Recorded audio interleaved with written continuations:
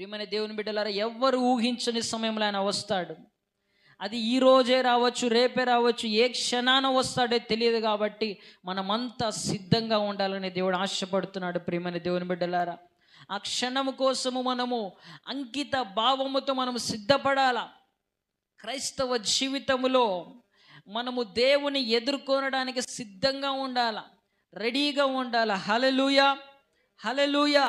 ఎవరైతే సిద్ధంగా ఉంటారో వారు మాత్రమే ఆ రెండవ రాకడలో ఎత్తబడతారు. ప్రియమైన దేవుని బిడ్డలారా, ఎప్పుడో దేవుడు వస్తాడంటే అప్పుడు చూసుకుందాంలే, ఇంకా నేను ఈ ఈ లోకంలో ఎంజాయ్ చేయవలసినది చాలా ఉంది, ఈ లోకంలో నేను అనుభవించాల్సినది చాలా ఉంది అని ఒకవేళ నువ్వు మారు మనసు పొందకుండా సిద్ధంగా గాన లేకపోతే, ఆయన అంటున్నాడు, దొంగ ఏ సమయంలో వస్తాడో తెలియదు, ఆ విధంగా నేను వస్తాను, మీరు సిద్ధంగా ఉండండి అంటున్నాడు. ఎవరైతే సిద్ధపడతారో, ఎవరైతే రక్షణ పొందుతారో, ఎవరైతే దేవుని ఆజ్ఞలను బట్టి అనుసరిస్తూ నడుచుకుంటారో వారు మాత్రమే ఆ రోజు ఎత్తబడతారు. సిద్ధపడని వారంతా విడువబడతారు.